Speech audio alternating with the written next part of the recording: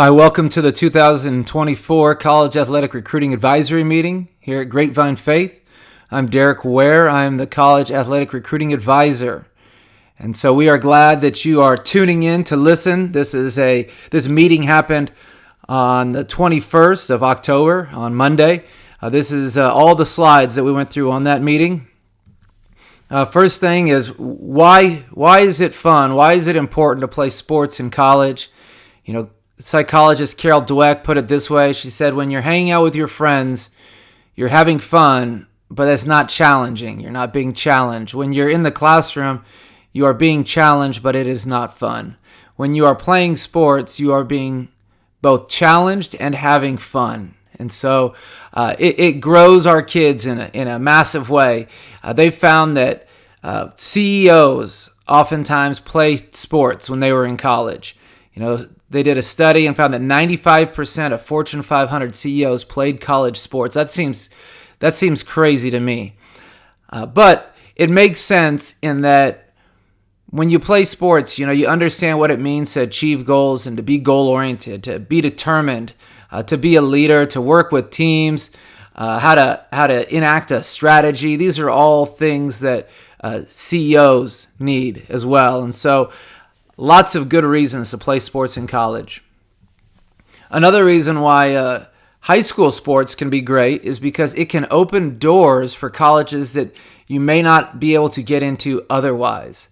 And so I had an athlete that I coached. He really wanted to go to Harvard, and so we sat down. We looked up, hey, what are the track standards for Harvard? He'd been throwing discus, for many years, and he just thought, man, maybe that could be my ticket to getting to the next level. And so we looked up the standards of, hey, if you can throw this, you can be on the Harvard track team.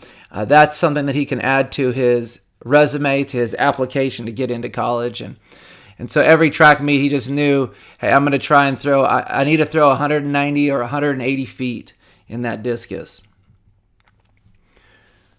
I also want to make sure that I point out this, though, is that doing sports at the highest level in college can be very difficult. Okay, if you're, when I was in high school, I graduated high school, and I just thought that Nick Saban or Urban Meyer would just automatically just tell me, hey, come play on my team. And I was surprised when I didn't have a bunch of D1 offers when I finished high school. I didn't understand that, only 2,600 kids in the entire country will be offered and accept a Division I scholarship each year. And so just recruiting by the numbers, each Division I. Now, this PowerPoint is not for just football. I'm just using football as an example. We're going to cover all the sports in here. But each Division I football team can only have 105 football players on scholarship. Now, that's a new number this year. It was 85 last year. There are 130 Division I schools that play football. And each Division I school signs between 20 and 25 high school players each year. And so it just means that the numbers are very limited. I don't say that to discourage you. I say that to inspire you. If that is your goal, hey, I want to play Division I football, then understand it's going to take a lot of extra work. It's going to take more than what everybody else is doing. You're going to have a superpower that nobody within 100 miles has. Here are the new rule changes that happened this year. The NCAA just decided to up the scholarship limits for many sports, and you would think that, there's way more scholarship offers available. This is really good news. It also can be a little discouraging in the sense that they have set limits. So, like, for example, in track, it used to be that you can have as many kids on your track team as you want, but you only have 12.6 scholarships. Well, now a track team can offer up to 45 scholarships, but they can only have 45 kids on their team, so there is a cap to it. And so you have the current, this is the number of scholarships that were offered last year, and then this is the new that will go into effect in 2025, and so it shows the increase there.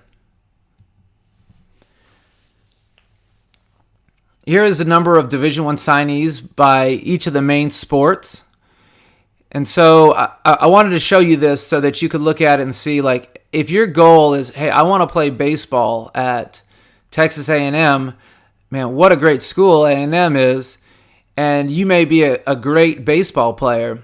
A&M is only going to sign 6 to 7 baseball players any given year. And so, and A&M is one of the best schools in America, so they're gonna sign 6 to 7 of the best baseball players in America. Now, there's still lots of opportunity. There's 52,000 baseball players playing baseball in college. There are a lot of schools that play baseball, and a lot of opportunities for scholarships or walk-ons, and so those are available. It just might not be at the highest level.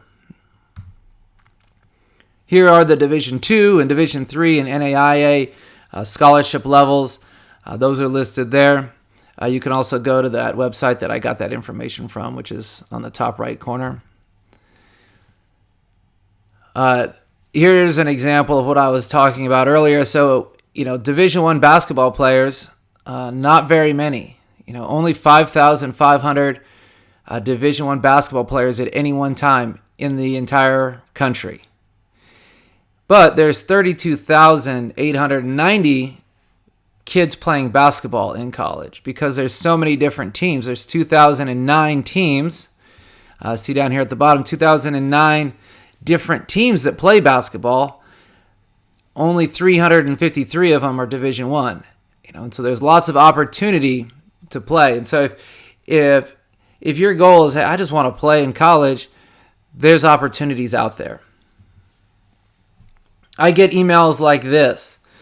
Hey, dear coaches, the University of the Southwest is still looking for distance runners for the fall. We have scholarships available. Times do not matter. We are looking for a good attitude, hardworking, and passionate. Please let me know if you have any athletes looking. And sometimes kids are like, well, I don't want to go to a school that's a smaller level. I don't want to go to a Division III school. I don't want to go to an NAIA school. Well, if you go to one of those schools, it used to be that you would be locked into that school and you pretty much have to stay there. Well, now with the portal and all the other things, you can start at a Division III school, go there for a year, do really, really well, and then work your way up to a different school, maybe one that you really like. So, or you might get to that Division III school and find, oh man, Mary Hardin-Baylor, this is a great school. I really like it here. I've made friends here, and you stay there. And that's a great option too. Now, what are colleges looking for? The number one thing that they want to know when I talk to colleges about high school kids is they want to know, does this kid have the athletic ability to play in our conference? What are their 40 times? What's the vertical? What's the height and weight? What's the strength? Do they have the raw measurables to play in our conference? And there's been many times where I've seen a kid who has great stats and is a great player, but just is lacking the physicality. And colleges will pass him over even though he might have the best stats in the nation.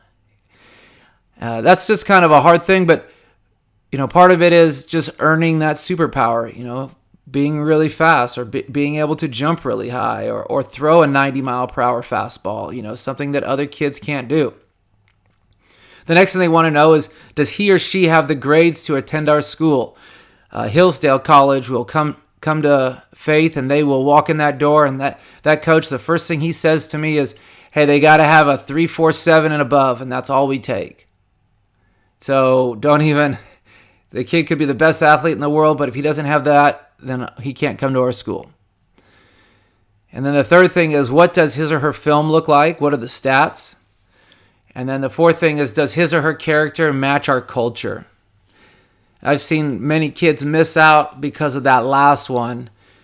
I one time had a coach call me, and he's a really good college coach, and he had watched the kid's film, and he said, hey, this kid, when I watch his film, it seems like he keeps making the same one mistake. Has he been coached on that?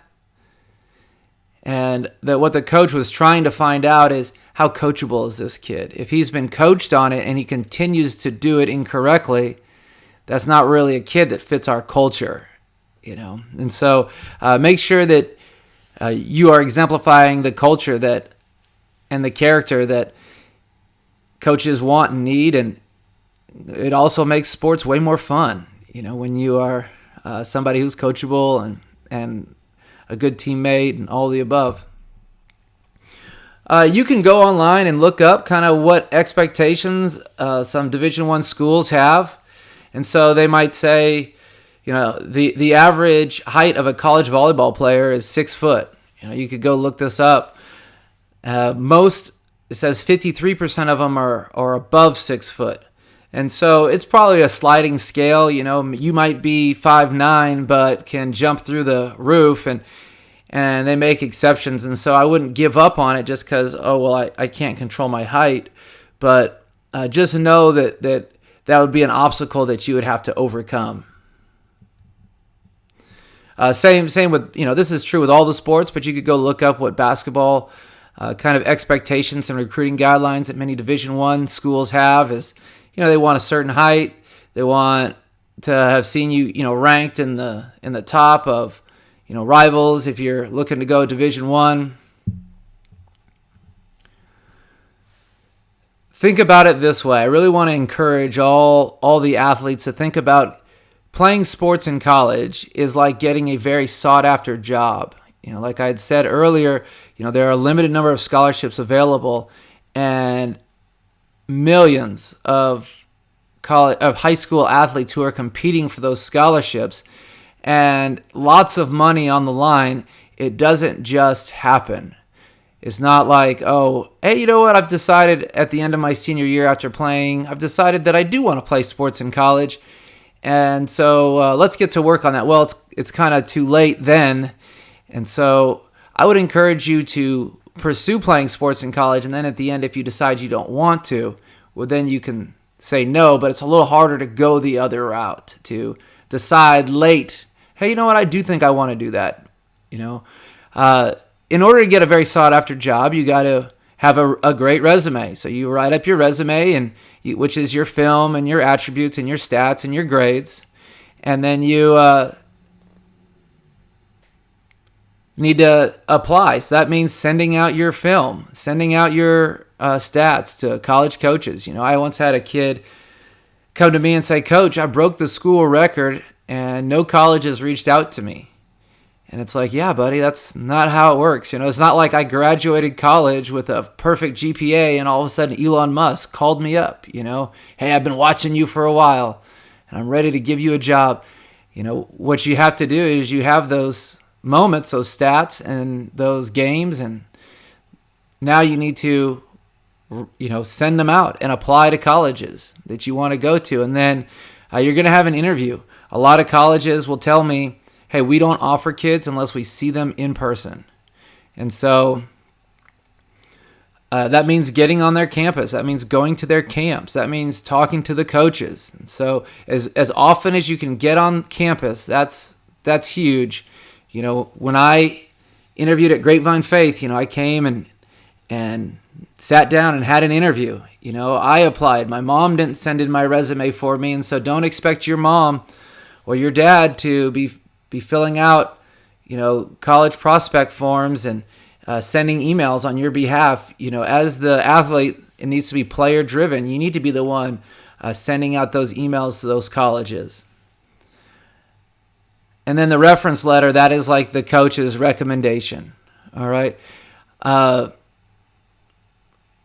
Sometimes, people have the opinion or the idea that, hey, coaches get the kids scholarships, and not really true. So, let me give you an example. My college roommate, Bo Davidson, he is the head of recruiting at Virginia Tech, and I will call him up and say, hey, man, I've got a really good kid. Let me send him to you.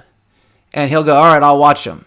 And him and the coaches will sit down and they will watch the film on that kid. And he'll come back to me and he'll say, yeah, I really liked him, but we need him to be a little faster, or we need to see XYZ or whatever.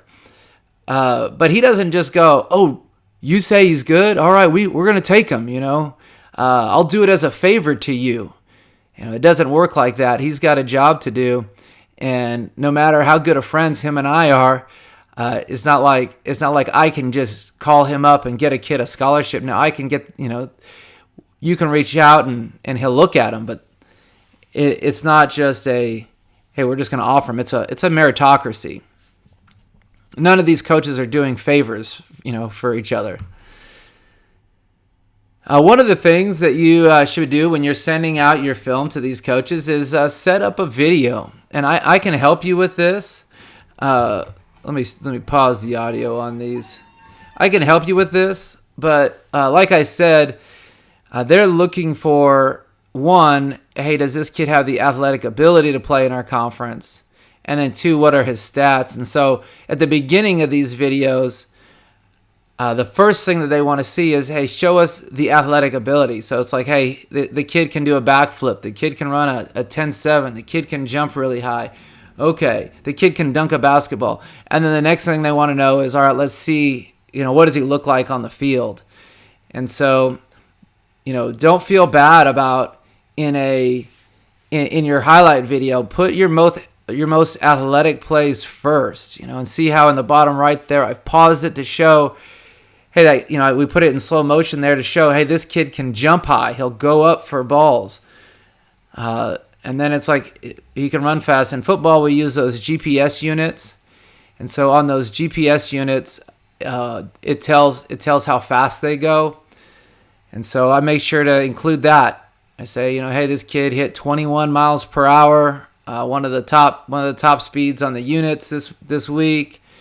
That means a lot to coaches. They use those same GPS units, and so that's also speaking their language. They can compare, one of our athletes to, okay, what do our high school kids do? So here this kid hit, Ben Wagner hit 21.18, and so they can look and see, like, all right, what do our college guys do? How would he fit in there? It goes along also with, just having a superpower. Here's a kid that I coached at McKinney, and his stats were pretty good, but that wasn't the reason why he had 14 offers. So he's not a particularly big kid, 5'9", 143, but he had 14 Division I offers, and the reason was he could run super fast. They go to a camp, they timed him at a 4.31, and so because of how fast he was, and because he had gone to a bunch of camps, now all of a sudden he's getting a bunch of offers. And so schools had seen him in person and realized, like, and this guy is a good player and he can run fast and he's come on campus. And so he ended up going to the University of Kentucky and playing football there. So here are some things that you can do as an athlete. Now, this first page is just basic stuff. You need to be attending line power. You need to be working hard to earn the abilities that are required of a college athlete. You need to do what your coaches ask you to do. You need to work hard in the classroom and earn great grades. You need to perform on the field, the court, or the track, and you need to have a great attitude. Number 6 is important. Just trust the process to the Lord. It's not going to be just a straight process. Sometimes it can be tough, and this is a good opportunity to lean on the Lord in that and be resilient. Here are some more responsibilities that you have. So I don't think that your coaches or your parents should be creating your highlight film for you. I think that is a skill that the players should, it's a skill that the players have, and it's something that they should do if it's important to them. And so one of your responsibilities would be to create a weekly highlight and post it on X. So on the right-hand side there, you have an example of an athlete's Twitter account, and every week he would post his highlights on X, and that is where most coaches communicate with kids is on X. And so, whatever your beliefs on social media are, like for me, I probably won't have my son get on X for a while, but when we do, we're going to use it for recruiting. and so where he can communicate with coaches. Now he's only in 8th grade right now. The next thing is to fill out the Grapevine Faith recruits.com profile. And so I'm going to show you what that looks like here in just a second, and we can fill that in. And then after that, keep your coaches and your recruiting coordinator in the loop. What camps are you going to? Who have you talked to? Create a list of colleges you are interested in. Email and call coaches to inform them of your desire to go to their school. You cannot get the job unless you apply. They want to see you, the player, emailing them and calling them. That shows that you are a go-getter. And that's what college coaches want. They want go-getters. They don't want somebody's mom emailing them and saying, hey, my son Timmy would really like to come to your school. That doesn't have the same impact. And it's also true with your coach. If your coach has a personal connection and knows somebody there, that's a great opportunity for him to reach out on your behalf. But it also, if your coach is just sending out mass emails, it doesn't have the same effect as you sending out mass emails, because when it comes from the coach, if I'm the soccer coach and I send out, a couple emails to some colleges, those colleges are looking at that going, okay, does the kid actually want to come here, or is the coach just, trying to give the kid opportunities? Because what I've seen in the past is a coach will send out stuff and say, hey, can the kid come and visit the school? And then the school will be like, absolutely, and they'll set up an unofficial visit and all these things. And then the kid just won't show up because the kid wasn't really that interested in going. It was the coaches kind of driving it. And so that's kind of the feedback that I've gotten from college coaches. You need to attend college camps and various combines and demonstrate a great athletic ability. That's like acing the interview. And then tag your highlights on Huddle. These will auto-populate to max preps. And so after each game on Huddle, go through. There's a way where you highlight your clips, and those will automatically populate to max prep. So like one of the questions I get is, hey, why does this kid have all these highlights on his Huddle? Why is nobody putting my highlights on there? Well, if you will just go through and tag your own highlights on Huddle, which is what this kid does, they will auto-populate to max preps. And so when people look for you, they can see that. Okay, we have a Grapevine Faith Recruits page. I'm gonna exit out here and show you what that looks like. Grapevine Faith Recruits page. It is just grapevinefaithrecruits.com. On here, we have all of our athletes. So they have player cards. So like if you go down to a sport, you can look and see, okay, each kid has a profile. Brendan Bird does basketball and track and field. He's got all of his stats down here. He's got photos. He's got highlight videos. He's got his height and all of that. He's got his GPA. And so how to contact him, all of those things, that is on your Grapevine Faith Recruits page. You can also go down here to the college search tools, and this can help you in reaching out to college coaches. So let me back up and show you this first. In order for you to create a player card, you need to go to the Start Here page. And so you go to Start Here, and then you will sign in with your school Google account.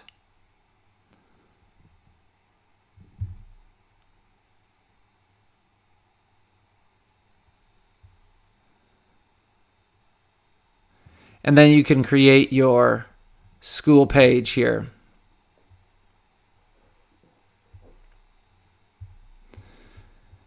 And then once you are signed in, the college search tools will also work. So this is the area where you create your player card. And then here is where you can see all of your colleges and what their coaching staff and info on camps and all of that is all right here. You can fill out the recruiting questionnaire. It'll take you to their website and show you all the coaches. You can organize while we're waiting for that to load. You can organize it as, you can go women's soccer and I want to stay in Texas.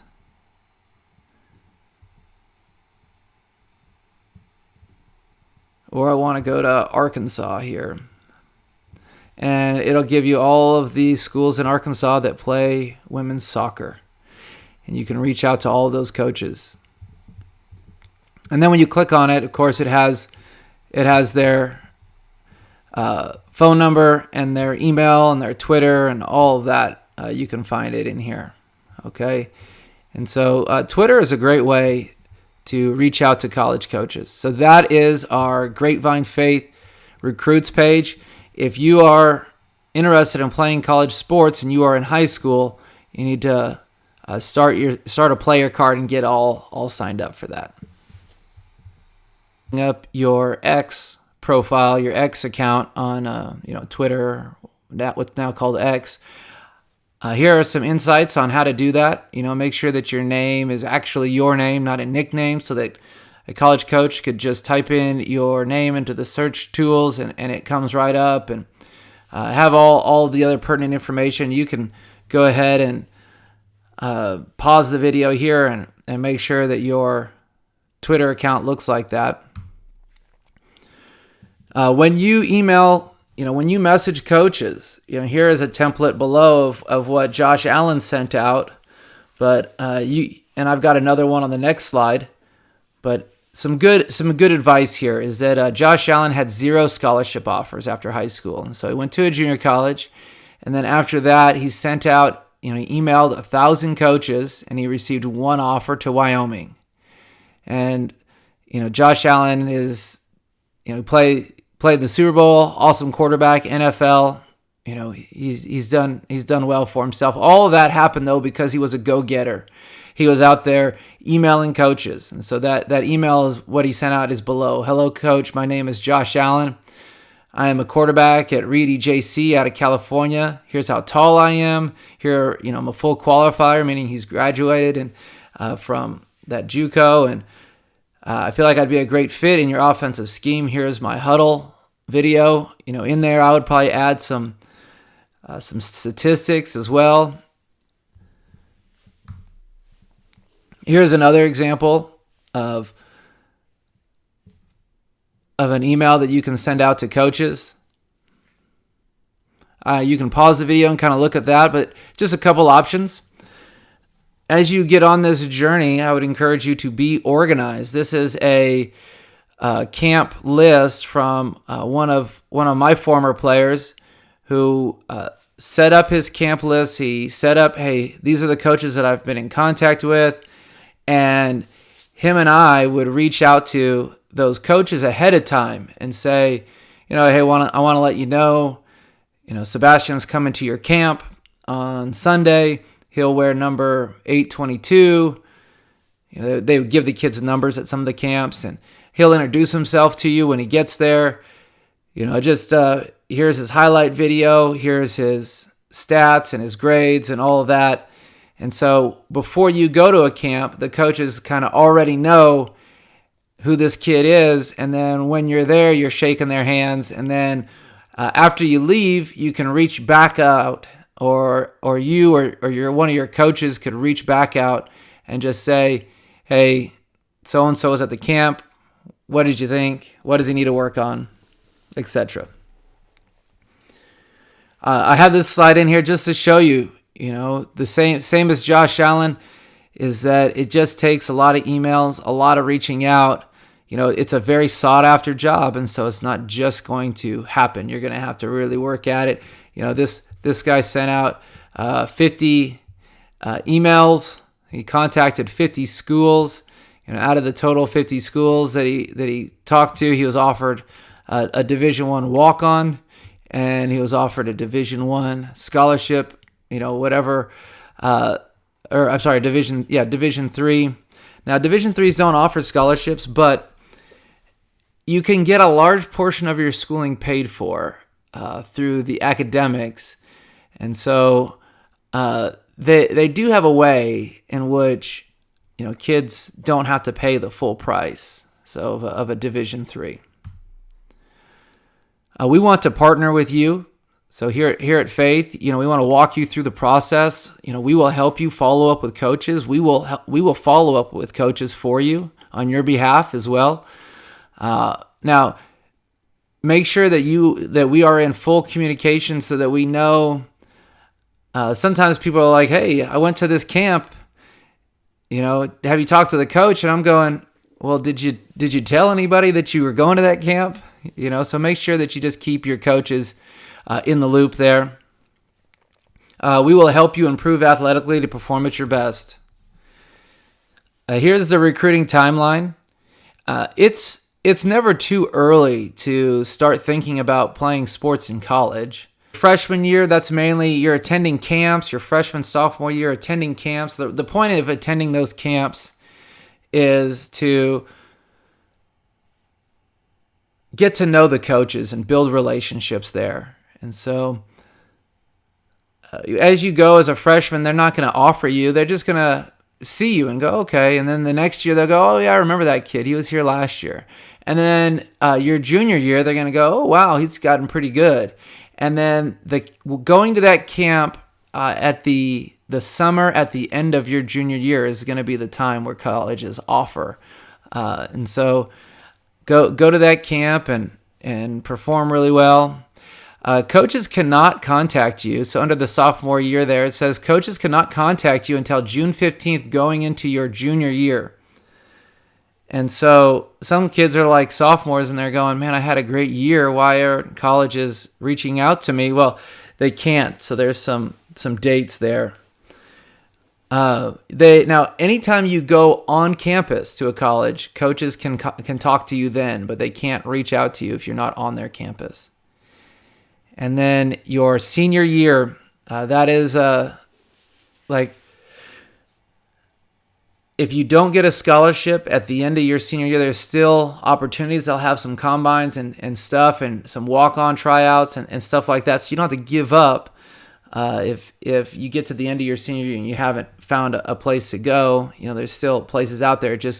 It's a game of musical chairs. And so the earlier you can get seated in a chair, the better. Sometimes kids get a bunch of offers and they don't accept any of them. And then those offers disappear because other kids take them. And so there's some strategy in that too. Here's an example of a text message that communication that you might have or your coaches might have.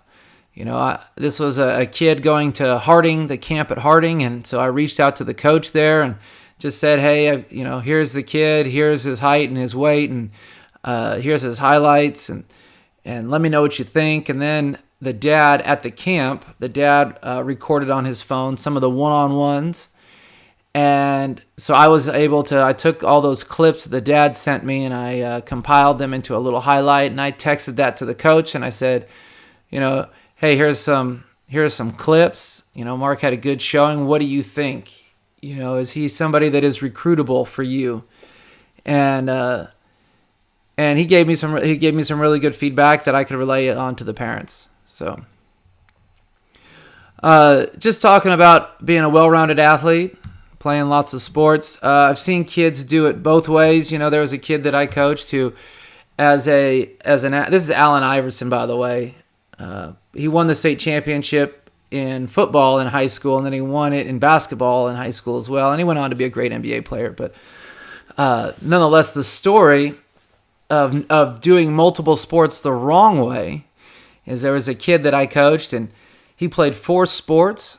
He did football, basketball, baseball, and track. And in those 4 sports, he didn't really work super hard at any one of those sports. He just kind of showed up to each one. Like during the summer, he would be gone. He wouldn't work at the sports. And then on, football season would start and he would show up and he would just play football, and then it would end and he'd go to basketball and he'd just play basketball. But he never picked up a basketball in any of his free time. And the same was true with baseball and track. And he would go to all the baseball practices, but then miss baseball games to go to the track meets, but he wouldn't attend any of the track practices. And so it just wasn't the best way to play multiple sports. Now, this is Zach Lee. I coached him at McKinney High, and he played multiple sports really well. He played football and baseball and was elite in both. So he got a football scholarship to play quarterback at LSU. And while at LSU, he got drafted. So he was going to do football and baseball at LSU. He got to LSU for the spring and then got drafted to play Major League, or I guess he got to LSU in the summer and then got drafted to play Major League Baseball. And he got the fourth highest signing bonus of anybody in that draft. I think Bryce Harper got more than he did, and there were two other guys that got a little bit more. But he was drafted like 21st overall, but somehow got the fourth highest signing bonus. I think the reason why is because they had to lure him away from LSU. It's like he could look at his, in that negotiation, he could just say, you know what, I'd rather just stay and play quarterback at LSU, and so they had to give him a lot of money. And so because of that, he did both sports the right way. He would come in early, and work out and do football, and then he was also working on baseball, and so he worked really hard at both of those sports. Sometimes I have players ask, well, Coach, do you think it's possible for me? And the answer is I think it's highly likely that you can play college sports somewhere, but you can't look at a seed and see what it's going to grow to be. And so this kid on the left as an 8th grader was not very big. He went on to win the state championship in track 2 years in a row and was a great football player and played football in college. And it's like, if you looked at him as an 8th grader, you would have never thought that.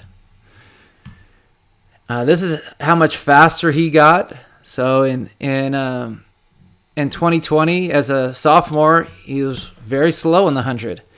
And then in 2022, as a senior, much, much faster. And so he just got better. And then those that chart there is our 40 times that we've timed him in, and just watching those 40 times drop.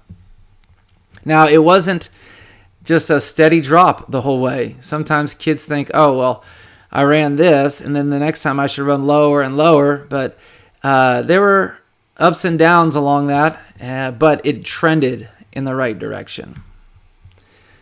Another question is well, Coach, how with how big Grapevine Faith is it possible for kids to go play at the next level from Faith? And we've had a lot of kids go and play Division I sports.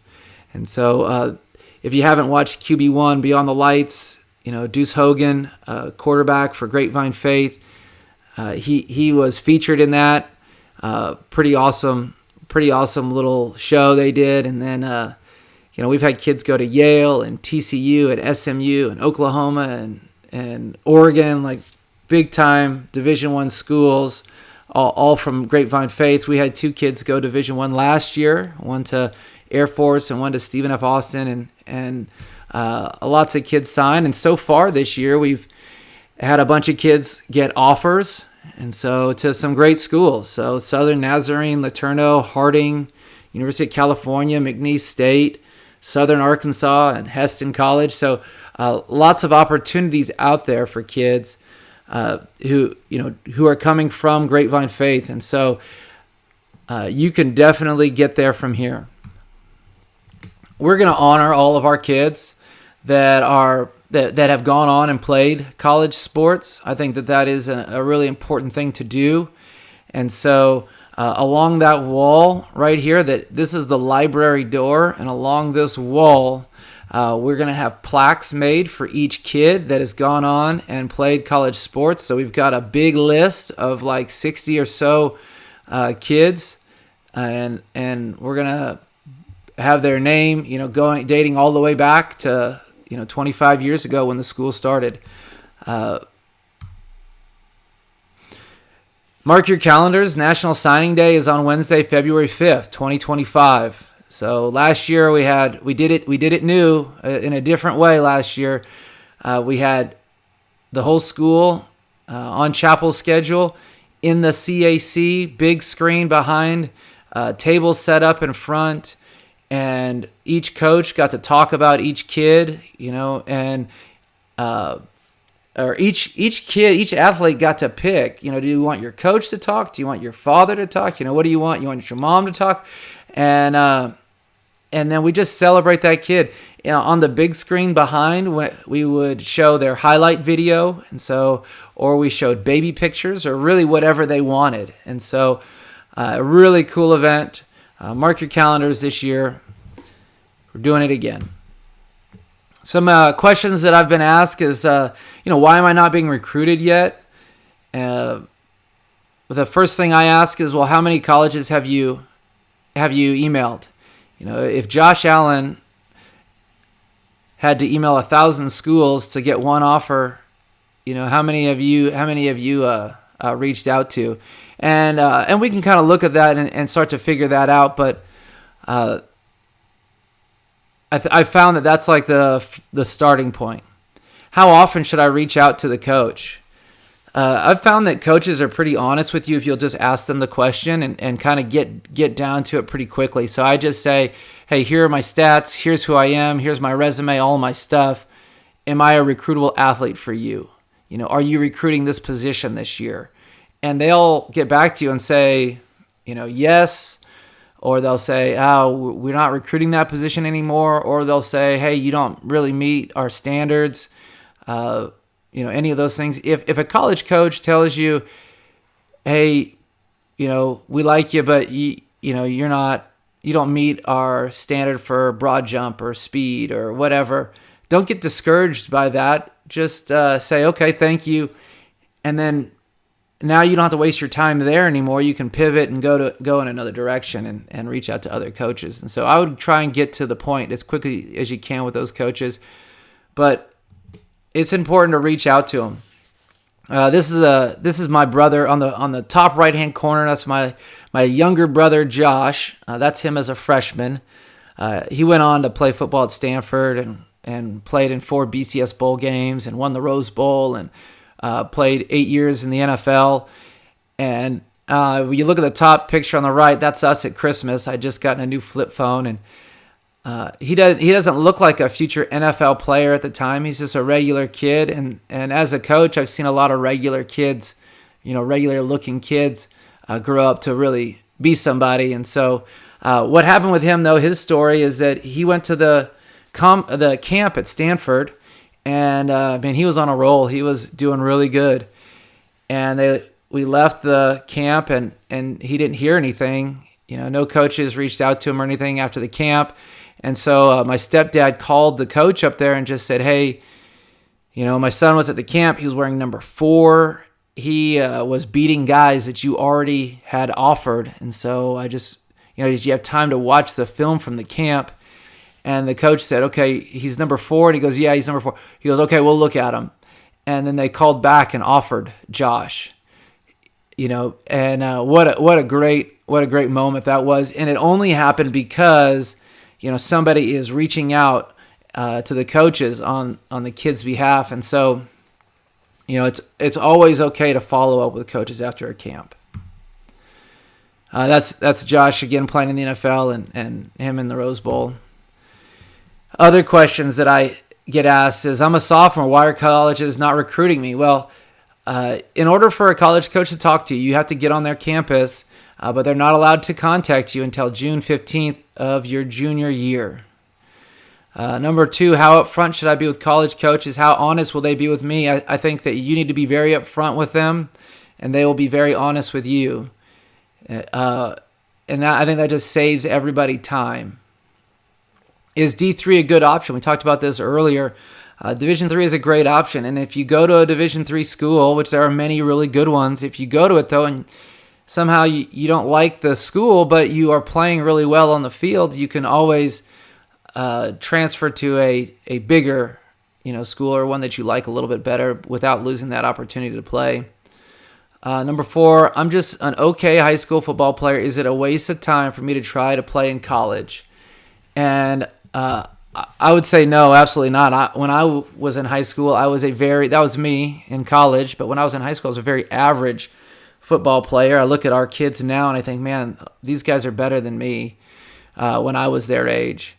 But I just wanted to play really badly. So I went to Blinn Junior College. I tried out for the team, and I did not make it. I remember that next day going and looking at the list. They had posted the list, and I was like, man, they must have spelled my name wrong or something. There's only like 3 names on that list, but my name was not one of them. I'm thinking maybe my name is on the back or something. Well, I stayed in school and I tried out again in the spring. And in the spring, you get to do spring football. So it was like a long spring football tryout over the course of, all the spring practices. And at the end, Coach Maxfield called me in and said, yeah, we want you on the team, but you'll be a scout team player for us. So everybody's going to show up August 1. Scout team players will show up September 1. And so we want you here September 1. And so I was like, awesome, thank you. I will do that. I stayed up at the school all summer. There was 2 summer school sessions. I went to both of those summer school sessions. I worked out with the team every day. We did 7-on-7 and a bunch of, football. And at the end of the last summer session, I went home. It was like 2 weeks before football started. And I was home and I was like, you know what? I'm just going to call Coach Maxfield. I'm just going to ask him if I can come at August 1 like everybody else. And so that's what I did. Coach Maxfield's not the most approachable guy. He might say mean things to you or use bad words. But I called him up and he answered the phone. He just said, "The boss." And I said, yes, can I talk to Coach Maxfield? And he said, "I said the boss." I said, "Coach Maxfield, this is Derek Ware. I just want you to know if you have a spot available August 1, I want to be there. Instead of waiting until September 1, let me come August 1. And he said, "Okay, come August 1st. And I said, "Awesome, thank you, Coach." And then he just hung up on me. And I just thought, all right, well, I went August 1, and before our first game, I had earned a scholarship there. And so, man, really, really neat. You just got to kind of force your way in. And then from Blinn, I went to Harding, and that was incredible. Met my wife there, and that's just a great school too. Talking about other average football players, Caleb Evans, I coached him. Sometimes I think back on the kids that I've coached that have gone on to play in the NFL. What did they look like as freshmen? In 18 years of coaching experience, I've gotten to see a couple kids do that. Caleb Evans was one of them. I coached him his freshman year in football, and he was a very average freshman football player. He was a good kid and a good receiver, and we'd throw the ball to him. But watching him, it wasn't like, oh man, this guy is playing on Sundays. This guy is a future 4th-round draft pick. This guy is going to be huge. It was, he's an okay kid. And you know what? He had an okay high school career. Like he was a good high school football player, but he wasn't like a 5-star going to college. And then he went to college, and I talked to his coach 2 years ago, because I was talking to that coach up there at Tulsa about a different kid that we were sending up there. And I was like, "Hey, Caleb Evans, did you coach him?" And he's like, "Yeah, I did." And I go, "What happened with him?" And he goes, "Man, he was okay when he got here. And he just kept working and he just kept plugging away. And man, he got really good by the end, like really, really good. And it was a bit of a surprise, just how hard he worked and how good he got. And he's now in his 3rd year playing for the Minnesota Vikings. And so, he's doing a great job. I also remember coaching Justin Matabuke when he was a freshman. And he also was my neighbor as well. But awesome kid, great kid. And to be honest, seeing him as a freshman, I thought, yeah, that guy's going to be good. He's going to be pretty good. But I wasn't looking at him going for sure NFL. I don't think you could ever do that with a kid, but if I was going to pick kids that could do it, I probably would have picked him. He was a pretty good freshman football player. And then he became a really good high school football player. And now, he signed a almost $100 million deal in the NFL. He's doing really well for himself. When you have questions, go to the College Recruiting Advice for Parents of High School Students. That's a Facebook group. Just type that into Facebook And man, they've got awesome questions on there. They've got multiple experts that will come in and answer questions for you. You could just write in there your scenario. Hey, I've got my daughter is trying to pick between two schools. One's a D2, and there'll be parents that have gone through the same thing as you that will comment, and there's experts that will comment. It's a great resource. So you can also always reach out to me. My email address is darrick.ware@grapevinefaith.com. I'm going to go ahead and leave you with this, okay? This is just a letter from Aaron Rodgers. ESPN asked Aaron Rodgers, they said, hey, write a letter to your old self. Like, if you now could write a letter to yourself when you were younger, what would you say to yourself? And here's what he said to himself. He said, just let the ball go out of bounds. You love basketball, so I know better than to tell you not to play in that pickup game on the outdoor court at New Dowell Elementary on January 2nd, 2000 in Chico, California. But there will be a fast break and a bad pass, and instead of letting the ball go, you're going to try and make a play. So you'll turn and plant and try to pass it back towards the rim. That's when your knee gives out. Thanks to that injury, achieving your dreams will be that much more difficult. You're going to sneak into your high school library and log on to rivals.com thinking, maybe I'll see my name on the list of top college recruits. You won't find it. At one point, you'll get so frustrated that you'll actually consider giving up football altogether. Bad idea. Having to go the JC route will be humbling. But better than this, you'll think, I'm better than this, you'll think. Even mom won't think Butte College is a good idea at first, but just wait till you get to know Coach Rigsby. Everything in life is an opportunity for you to make the most of them. At Butte, you'll gain a ton of confidence, and your knee will get better, and you will realize your dream of playing Division I, and you will realize your NFL potential being coached by an incredible QB mind and Coach Tedford. Listen and take notes. And in the end, after a rough start to your NFL career, to finally throwing your first NFL touchdown in 2007 on national TV, to standing on the podium in Dallas, that's when he won the Super Bowl, and all the frustration, heartache, and disappointment in between, the journey is sweet, so try and enjoy it as much as you can. And if that doesn't work out, the winning numbers to the $6 million Powerball lottery in May 2013 are 10, 13, 14, 22, 52. Never mind. It's going to work out. And so just a lot of wisdom in that. As you go through this journey, there's going to be ups and downs.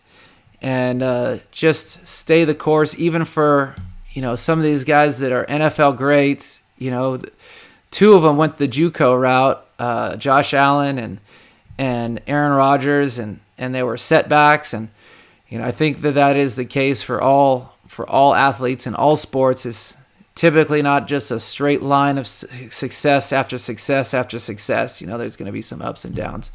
But trust in the Lord along the way. All right, well, if you have any questions, please reach out. Thank you very much.